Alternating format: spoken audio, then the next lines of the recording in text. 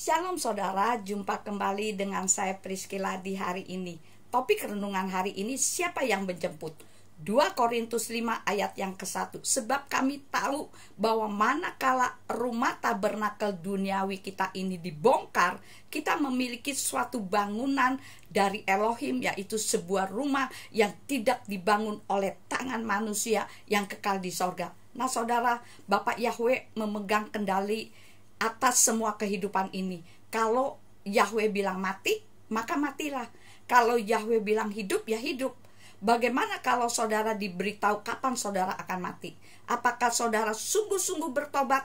Atau apakah saudara mau berbuat dosa dulu sampai tunggu 1 hari sebelum saudara meninggal baru bertobat?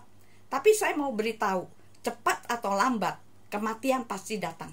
Saudara boleh terapi tiap hari. Saudara boleh check up ke dokter dan dokter mengatakan saudara sehat. Tetapi kematian akan tetap datang.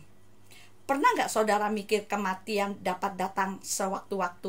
Ketika saudara lagi tidur bisa mati. Saudara lagi kerja atau saudara lagi melakukan dosa sekalipun bisa saja saudara mengalami kematian.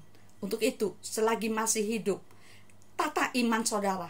Agar saudara tetap mempertahankan iman saudara. Agar saudara mencapai garis akhir dengan baik. Karena banyak orang mengakhiri suatu pertandingan tidak dengan baik. Start awalnya mungkin bagus. Begitu aba-aba 1, 2, 3 bersama-sama larinya kencang. Tapi begitu menjelang akhir, tidak semua bisa sampai pada garis akhir. Maka itu saudara, janganlah berbuat dosa. Di akhir zaman ini banyak orang yang ngaku umat Tuhan jatuh dalam dosa dan tidak pernah bisa lepas dari dosa dengan berbagai macam alasan. Takut aibnya disebarlah, karena tidak tahanlah, manusia lemahlah, dan lain sebagainya. Semua itu hanya sebagai pembenaran diri aja. Intinya bebal, tidak mau bertobat. Kalau kita dipanggil Tuhan, suka orang katakan, wah yang datang ke rumah duka banyak loh, yang ngantar ke kuburan banyak loh, berarti orang tersebut baik. Baik menurut Tuhan atau baik menurut manusia. Padahal yang penting bukan berapa banyak pengantar atau bunga yang dikirim sebagai tanda turut sepenanggungan, tapi siapa yang akan menjemput nantinya. Karena banyak orang bangga, wih waktu dia meninggal, wow kembangnya waduh banyak banget, yang nganter banyak banget. Puji Tuhan, semua nggak salah saudara. Tapi jangan bangga dengan yang ngantar. Tapi yang penting, siapa yang jemput saudara ketika saudara meninggal.